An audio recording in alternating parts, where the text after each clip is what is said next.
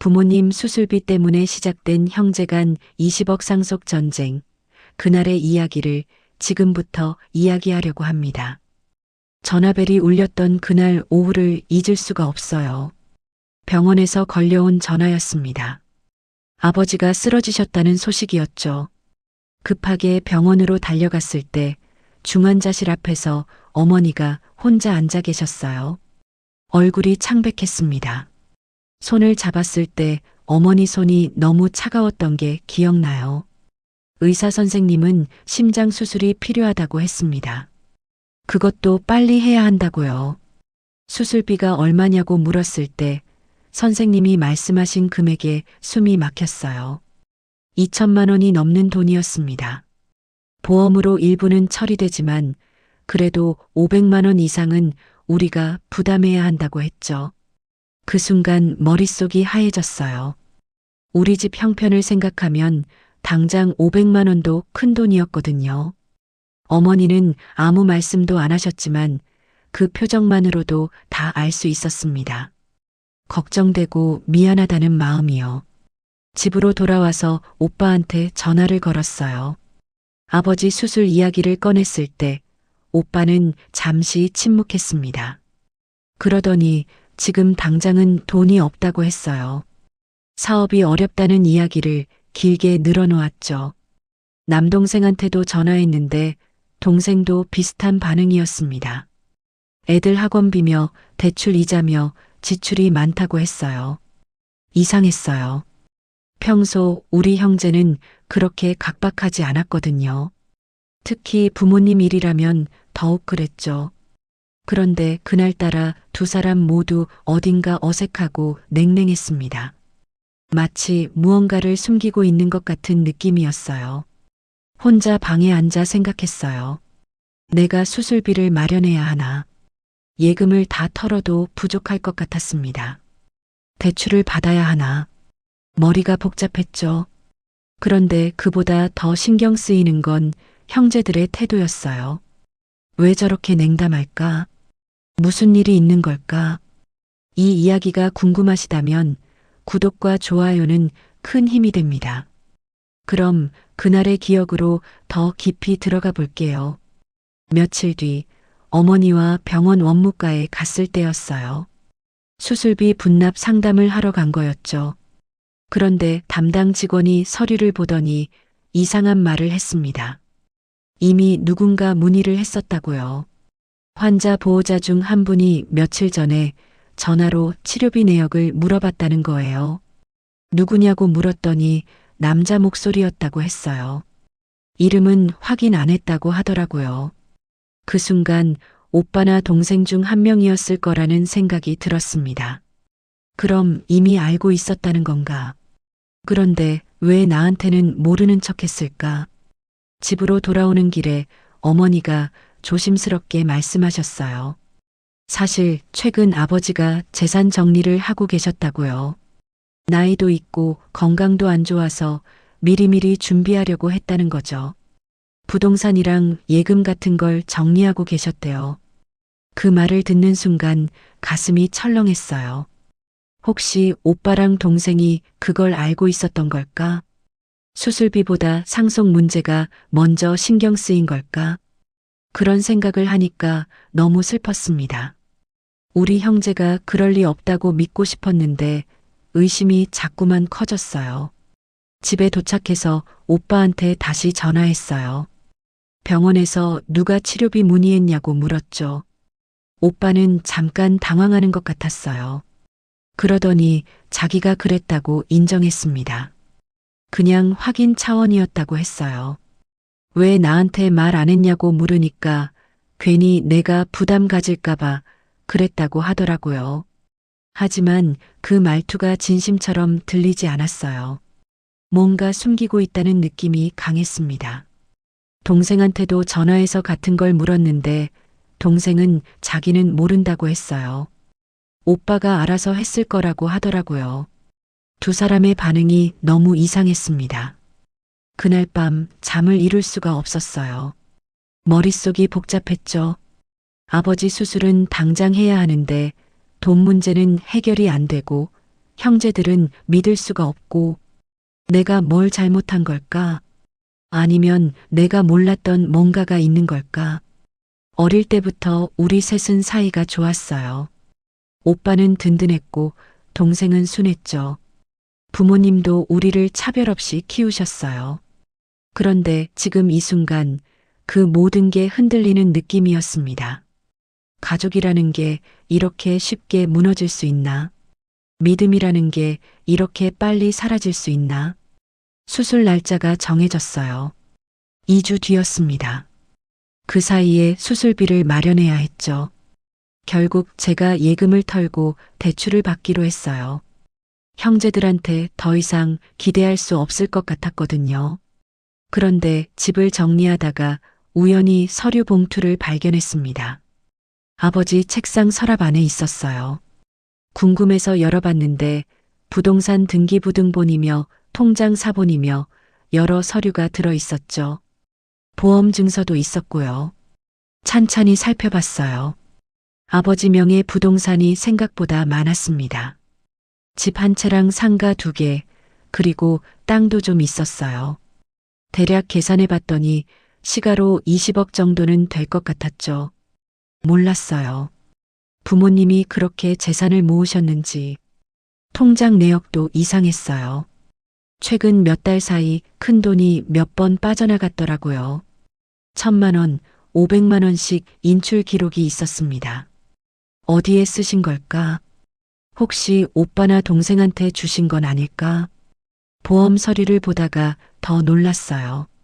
아버지가 가입하신 보험 중에 실손보험이 있었거든요. 수술비 대부분을 보험으로 처리할 수 있는 거였어요. 그런데 오빠가 그걸 몰랐을 리 없었죠. 보험 계약 때 오빠가 같이 갔었다는 걸 어머니한테 들은 적이 있었거든요. 머리가 지끈거렸어요. 오빠는 알고 있었던 거예요. 수술비가 크게 부담되지 않는다는 걸.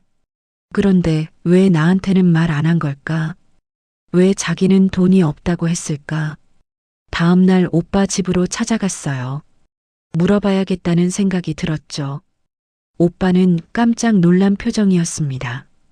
갑자기 왜 왔냐고 물었어요. 나는 서류 사진을 보여주며 물었죠. 이거 알고 있었냐고. 아버지 보험이랑 재산 말이에요. 오빠는 한참 말이 없더니 인정했어요. 알고 있었다고. 하지만 지금은 그걸 건드리면 안 된다고 했어요. 나중에 상속 문제가 복잡해진다고 하더라고요. 그 말을 듣는 순간 화가 치밀었습니다. 지금 아버지 수술이 급한데 상속 걱정을 먼저 하다니. 동생한테도 전화했어요. 동생도 알고 있었냐고 물었죠. 동생은 잠시 망설이다가 대답했어요. 오빠한테 들었다고. 근데 자기도 어떻게 해야 할지 몰라서 그냥 있었다고 하더라고요. 2 사람 다 알고 있었던 거예요. 수술비 걱정할 필요 없다는 것도, 아버지 재산이 많다는 것도. 그런데 나한테만 숨겼던 거죠. 왜일까? 나를 믿지 못한 걸까? 아니면 나를 배제하려고 한 걸까? 그날 집으로 돌아오면서 눈물이 났어요. 속상하고 억울했습니다. 나는 진심으로 부모님 걱정했는데 형제들은 상속 계산을 하고 있었던 거예요. 내가 믿었던 가족이 이렇게 낯설 수가 없었습니다. 생각해보면 신호는 있었어요. 몇 년 전부터 형제 관계가 조금씩 어긋나기 시작했었죠. 명절 때 모이면 미묘한 신경전이 있었고 부모님 용돈 문제로 의견이 갈린 적도 있었어요. 오빠는 장남이라는 이유로 늘 더 많은 걸 받았어요. 대학 등록금도 오빠 것만 다 대주셨고 결혼할 때도 집 장만 자금을 보태주셨죠. 부모님은 아들 농사 잘 지었다며 기뻐하셨지만 나는 속으로 서운했습니다. 나는 고등학교만 나왔어요. 대학 가고 싶다고 했을 때 아버지가 딸은 시집 가면 되니까 공부는 적당히 하라고 하셨거든요. 그때 많이 울었어요. 왜 오빠는 되고 나는 안 되냐고 물었지만 대답은 돌아오지 않았죠. 20살부터 일을 시작했습니다. 사무실에서 일하면서 번 돈은 꼬박꼬박 집에 넣었어요. 부모님 생활비 보태드리고 동생 학비도 도와줬죠. 결혼하고 나서도 매달 용돈을 드렸습니다. 형편이 어려워도 부모님한테만큼은 최선을 다했어요. 그런데 오빠는 달랐어요. 사업한다고 부모님한테 돈을 빌려가기도 했고 갚지 못한 적도 여러 번이었죠. 동생도 취직하고 나서는 자기 생활하기 바빴습니다. 부모님 생신이나 명절에 얼굴 비추는 게 전부였어요. 어머니가 아프셨을 때도 그랬어요. 3년 전이었죠. 어머니가 허리 수술을 하셨는데 간병은 다 제가 했습니다. 오빠는 바쁘다고 했고 동생은 회사 일이 있다고 했어요. 한 달을 병원에서 새우잠 자면서 어머니를 돌봤죠. 퇴원하시던 날 어머니가 제 손을 잡으며 말씀하셨어요. 고맙다고, 딸 덕분에 산다고. 그 말이 기쁘면서도 슬펐습니다. 왜냐하면 오빠나 동생한테는 그런 말씀을 안 하셔도 되는데 나한테만 고맙다고 하시는 게 오히려 서러웠거든요. 이제 와서 생각해보니 그때부터였던 것 같아요. 형제간에 보이지 않는 금이 가기 시작한 게 오빠랑 동생은 받기만 했고 나는 주기만 했어요. 그게 당연한 것처럼 지냈죠. 딸이니까 여자니까 그런 이유로. 그런데 정작 큰일이 생겼을 때 그 사람들은 없었어요. 아버지 수술 앞두고 나 혼자 뛰어다니고 있을 때 오빠랑 동생은 상속 계산을 하고 있었던 거예요. 내가 평생 바친 희생은 아무 의미도 없었던 걸까? 밤마다 이불 속에서 울었어요. 억울하고 분했습니다. 내가 뭘 잘못했나? 가족을 너무 믿은 게 잘못인가? 혼자 감당하려고 한 게 잘못인가? 답이 나오지 않았어요. 수술 일주일 전 형제들이 부모님 댁에 모였어요. 아버지가 우리를 부르셨거든요. 수술 전에 할 얘기가 있다고 하셨죠. 아버지는 침대에 누워 계셨어요. 얼굴이 많이 수척해지셨더라고요. 우리 셋을 돌아보시며 말씀하셨습니다. 재산 정리 이야기였어요.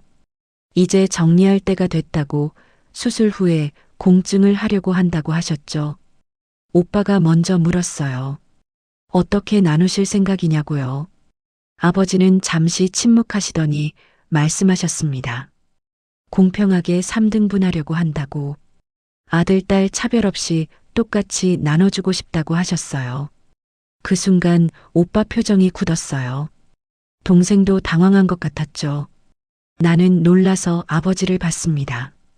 정말 그렇게 하실 거냐고 물었더니 아버지는 고개를 끄덕이셨어요. 그동안 내가 희생한 게 많았다고 이제는 내 몫을 제대로 챙겨주고 싶다고 하셨죠. 집으로 돌아오는 길에 오빠가 나를 붙잡았어요. 얘기 좀 하자고 하더라고요. 카페에 앉았는데 오빠가 본론을 꺼냈습니다.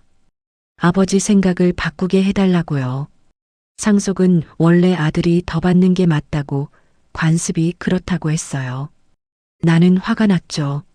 무슨 시대에 그런 말을 하냐고 했어요. 오빠는 계속 자기 논리를 폈습니다. 자기가 장남으로서 제사도 지내야 하고 책임도 져야 한다고, 그러니까 더 받는 게 당연하다고 했죠. 동생도 가세했어요. 자기도 아들이니까 누나보다는 많이 받아야 한다고 하더라고요. 두 사람이 한 목소리로 나를 압박했습니다. 양보하라고, 가족인데 욕심 부리지 말라고 했어요. 그 말을 듣는 순간 폭발했어요. 내가 언제 욕심 부렸냐고, 평생 너희들 뒷바라지 하면서 내 것 하나 제대로 챙긴 적 없다고 소리쳤죠.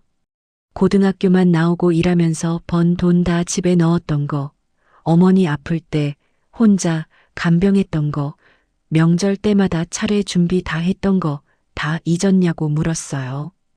오빠는 그건 내가 알아서 한 거 아니냐고 했습니다. 누가 시켰냐고 하더라고요. 그 말에 가슴이 무너졌어요. 내 희생을 당연하게 여기고 있었던 거예요. 고마워할 생각도 없었던 거죠. 싸움은 점점 커졌어요. 동생은 법적으로 따지면 균등 상속이 맞지만 도의적으로는 아들이 더 받아야 한다고 우겼어요. 오빠는 내가 아버지를 부추긴 거 아니냐는 말까지 했죠. 참을 수 없었어요. 일어서서 나왔습니다. 두 사람이 뭐라고 부르는 소리가 들렸지만 돌아보지 않았어요. 집에 와서 혼자 울었습니다. 이게 가족인가? 피보다 돈이 더 중요한 건가? 며칠 뒤 변호사 사무실에서 연락이 왔어요.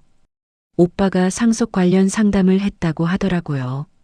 유류분 반환 청구에 대해 물어봤다고 했습니다. 결국 법적 다툼까지 가려는 거였어요. 동생도 비슷했어요. 부모님한테 직접 찾아가서 재산 분할 비율을 다시 생각해 달라고 졸랐다고 들었습니다. 어머니가 전화로 우시면서 말씀하시더라고요. 형제들이 왜 이렇게 변했냐고, 돈 때문에 싸우는 게 너무 슬프다고. 나도 슬펐어요. 무너지는 기분이었습니다. 수술비 때문에 시작된 일이 이제는 20억 상속 전쟁이 되어버렸어요. 가족이라는 이름은 이미 깨져버렸고 남은 건 서로를 향한 의심과 분노뿐이었습니다. 수술 전날 밤이었어요. 병원에 혼자 남아서 아버지를 지키고 있었죠. 오빠랑 동생은 오지 않았습니다. 어머니는 집에서 쉬고 계셨고요. 아버지가 잠들어 계실 때 침대 옆 서랍을 정리했어요. 그런데 낡은 다이어리가 하나 나왔습니다. 아버지 것인지 궁금해서 펼쳐봤죠. 일기장이었어요. 몇 년 전부터 쓰신 것 같았습니다. 페이지를 넘기다가 눈에 띄는 문장이 있었어요. 내 이름이 적혀 있었거든요. 오늘 둘째 딸이 또 용돈을 보내왔다. 자기 형편도 어려울 텐데 매달 빠지지 않는다. 미안하고 고맙다. 장남은 돈 빌려간 지 1년이 넘었는데 소식이 없다. 막내는 잘 지내는지 전화도 잘 안 한다. 딸이 제일 효자다. 눈물이 났어요. 아버지가 다 알고 계셨던 거예요. 내 마음을, 내 희생을. 그런데 왜 말씀은 안 하셨을까? 왜 오빠한테는 더 많이 주셨을까? 다음 페이지에 답이 있었어요. 장남한테 많이 줬다. 그게 관습이라고 생각했다. 하지만 잘못된 것 같다. 받기만 하는 아들보다 묵묵히 주는 딸이 더 진짜 가족이다. 늦었지만 바로잡고 싶다. 재산은 공평하게 나눠야겠다. 가슴이 먹먹했어요. 아버지는 고민하고 계셨던 거예요. 오래된 관습과 자식에 대한 미안함 사이에서 갈등하셨던 거죠. 그리고 내린 결론이 균등 상속이었던 거예요. 페이지를 더 넘기니 어머니 이야기도 있었어요. 아내가 허리 수술할 때 큰아들도 막내도 없었다. 딸 하나 밤낮으로 병원에 있었다. 며느리도 아닌데 친딸이 그렇게 헌신하는 걸 보며 눈물이 났다. 우리 부부가 딸한테 너무 못했다. 공부도 못 시켰고 관심도 덜 줬다. 이제라도 잘해주고 싶다. 일기를 읽으면서 계속 울었어요. 부모님은 다 알고 계셨던 거예요. 내가 얼마나 힘들었는지, 얼마나 참았는지. 그걸 보상하고 싶으셨던 거죠. 그런데 오빠랑 동생은 그걸 이해하지 못했어요. 자기들이 받아야 할 몫을 빼앗긴다고 생각했죠. 부모님 마음은 생각하지 않고 오직 돈만 계산했던 거예요. 아버지가 잠결에 눈을 뜨셨어요. 내가 우는 걸 보시고 물으셨죠. 왜 우냐고. 나는 일기장을 보여드렸어요. 아버지는 미안하다고 하셨습니다. 너한테 너무 못했다고, 이제라도 제대로 해주고 싶다고 하셨어요. 나는 고개를 저었어요. 괜찮다고, 전 행복했다고 말씀드렸죠. 거짓말이었어요. 사실은 서러웠거든요. 하지만 아버지를 편하게 해드리고 싶었습니다. 아버지는 제 손을 꼭 잡으시며 말씀하셨어요. 내일 수술 잘 될 거라고, 그리고 나서 꼭 제대로 정리하겠다고. 오빠랑 동생이 뭐라 해도 내 몫은 지켜주겠다고 하셨죠. 그날 밤 병실에서 밤을 새웠어요. 아버지 일기장을 계속 읽으면서 생각했습니다. 부모님은 나를 사랑하셨구나. 표현이 서툴렀을 뿐이지. 그 사랑이 이제야 전해지는 것 같았어요. 수술은 무사히 끝났어요. 6시간 걸린 큰 수술이었지만 다행히 성공적이었죠. 의사 선생님이 회복만 잘하면 괜찮을 거라고 하셨습니다. 중환자실에서 나온 지 3일째 되던 날이었어요. 오빠가 병원에 찾아왔습니다. 그동안 연락도 없다가 갑자기 나타난 거예요. 표정이 이상했어요. 뭔가 할 말이 있는 것 같았죠. 복도로 나가자고 하더라고요. 나는 따라 나갔습니다. 오빠는 한참 입을 떼지 못하다가 말했어요. 미안하다고. 그동안 잘못 생각했다고 하더라고요. 무슨 말인지 몰라서 물었죠. 오빠는 주머니에서 봉투를 꺼냈어요. 은행 통장이랑 서류가 들어 있었습니다. 이게 뭐냐고 물으니까 오빠가 설명했어요. 아버지가 몇 년 전에 오빠 명의로 통장을 만들어 주셨대요. 사업 자금 명목이었죠. 5천만 원이 들어 있었다고 했어요. 그런데 최근에 아버지가 그걸 돌려달라고 하셨대요. 나한테 주려고 하신다고 하시면서요. 오빠는 그게 억울했던 거예요. 자기가 받았던 돈을 다시 빼앗긴다고 생각했던 거죠. 그래서 상속 문제에 집착했던 거고 나한테 적대적이었던 거라고 했어요. 그런데 아버지 일기장을 봤대요. 어머니가 보여주셨다고 하더라고요. 그걸 읽으면서 깨달았다고 했어요. 자기가 얼마나 받기만 했는지, 나는 얼마나 주기만 했는지. 오빠가 우는 거예요. 큰 오빠가 내 앞에서 눈물을 흘리는 걸 처음 봤습니다. 미안하다고, 동생으로서 부끄럽다고, 그동안 내 희생을 당연하게 생각했다고 했어요. 통장을 내밀며 말했습니다. 이거 가져가라고. 자기는 받을 자격이 없다고. 그리고 상속도 아버지 뜻대로 하라고. 자기는 더 이상 다투지 않겠다고 하더라고요. 나는 통장을 받지 않았어요. 필요 없다고 했죠. 내가 원했던 건 돈이 아니라 인정이었다고, 내 마음을 알아주는 거였다고 말했어요. 오빠가 이렇게 마음을 열어주는 것만으로도 충분하다고 했습니다. 그때 동생도 나타났어요. 오빠가 불렀나 봐요. 동생도 똑같은 말을 했습니다. 미안하다고, 잘못 생각했다고. 사실 동생도 아버지한테 돈을 받았었대요. 결혼할 때 2천만 원을 받았는데 나는 받지 못했었죠. 동생은 그게 당연한 줄 알았대요. 아들이니까 더 받는 게 맞다고 생각했다고 해요. 그런데 아버지 일기를 보고 충격받았다고 하더라고요. 부모님이 나한테 얼마나 미안해 하셨는지, 얼마나 고마워 하셨는지 알게 됐다고요. 셋이서 복도에 서서 한참 울었어요. 오빠도 동생도 나도. 그동안 쌓였던 오해와 서운함이 다 터져 나오는 것 같았습니다. 미안하다는 말과 괜찮다는 말이 오갔어요. 알고 보니 수술비 문제도 오해였어요. 오빠가 보험 이야기를 안 한 건 상속 때문이 아니었대요. 아버지가 말리셨대요. 보험금을 받으면 나중에 세금 문제가 복잡해진다고 일단 현금으로 처리하고 나중에 정산하자고 하셨다는 거예요.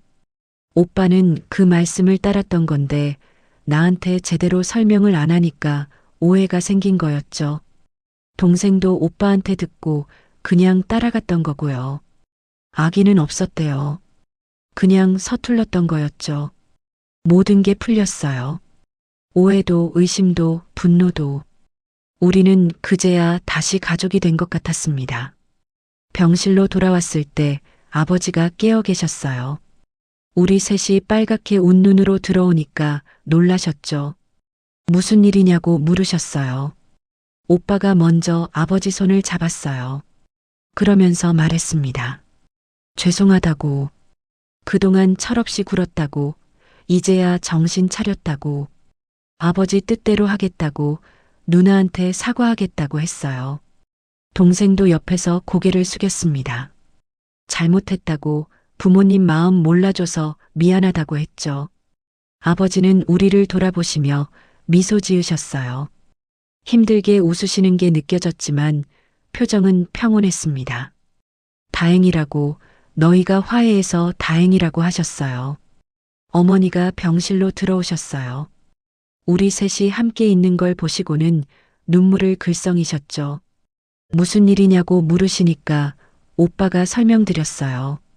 이제 다 해결됐다고, 더 이상 싸우지 않겠다고 말씀드렸습니다.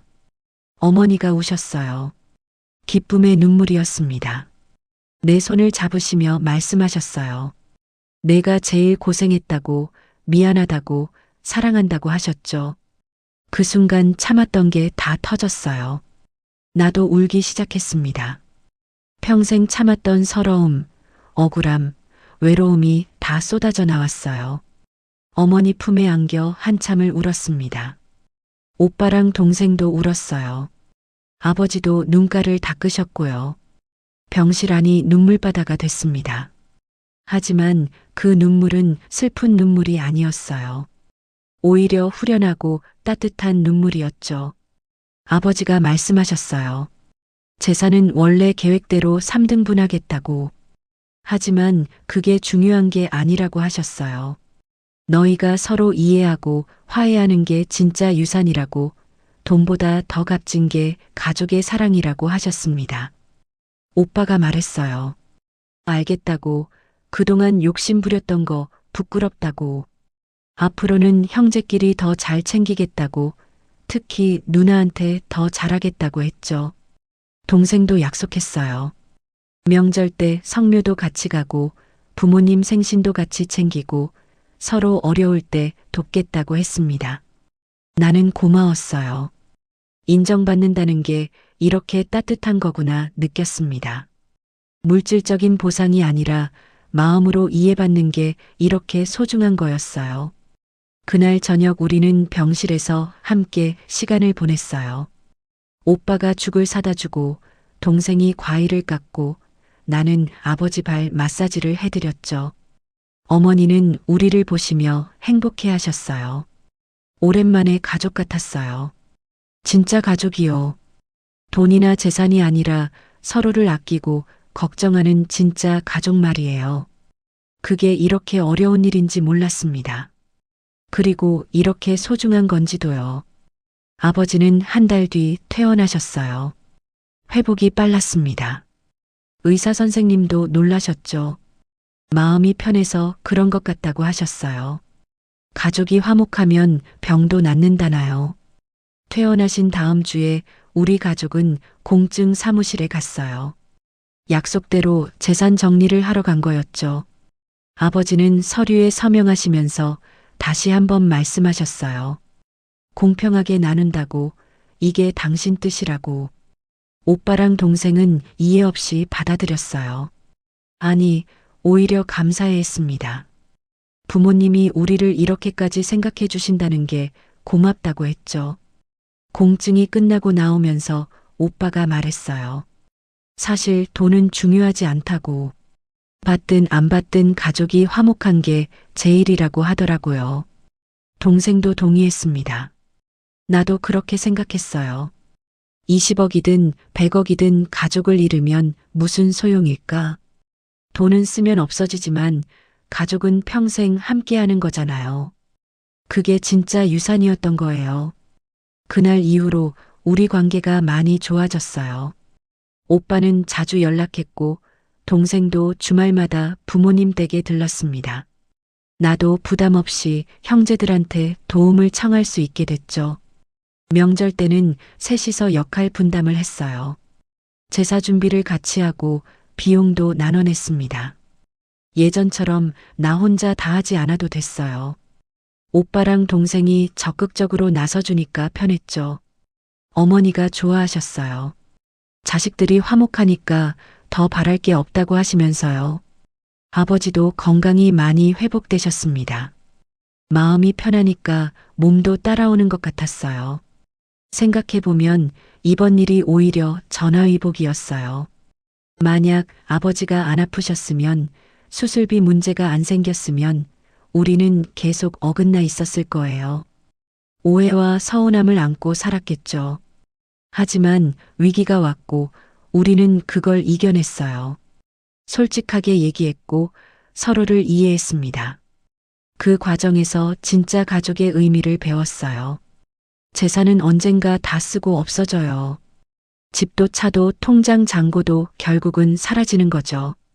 하지만 가족 간의 사랑과 신뢰는 영원합니다. 그게 진짜 물려받아야 할 유산이에요. 아버지가 남기고 싶었던 것도 그거였던 것 같아요. 돈이 아니라 화목, 재산이 아니라 사랑. 일기장에 쓰신 그 마음이 우리에게 전해진 거죠. 1년이 지났어요. 아버지는 건강을 완전히 회복하셨고 요즘은 어머니랑 산책도 다니십니다. 우리 형제는 한 달에 한 번씩 모여서 식사를 해요. 부모님도 모시고 다 같이요. 지난주에는 오빠 집에 모였어요. 올케가 맛있는 음식을 잔뜩 준비했더라고요. 동생네 조카들도 와서 시끌벅적했죠. 오랜만에 가족 모두가 웃고 떠들었습니다. 식사하면서 옛날 이야기가 나왔어요. 1년 전 그때 말이에요. 오빠가 술 한잔하면서 말했습니다. 그때 생각하면 지금도 부끄럽다고. 동생도 맞장구 쳤죠. 자기도 그렇다고. 아버지가 웃으시며 말씀하셨어요. 다 지나간 일이라고. 오히려 그 일로 너희가 철들어서 다행이라고. 어머니도 고개를 끄덕이셨습니다. 나는 그 순간이 참 행복했어요. 이렇게 둘러앉아 밥 먹고 이야기 나누는 게 얼마나 소중한 건지. 1년 전엔 상상도 못했던 풍경이었죠.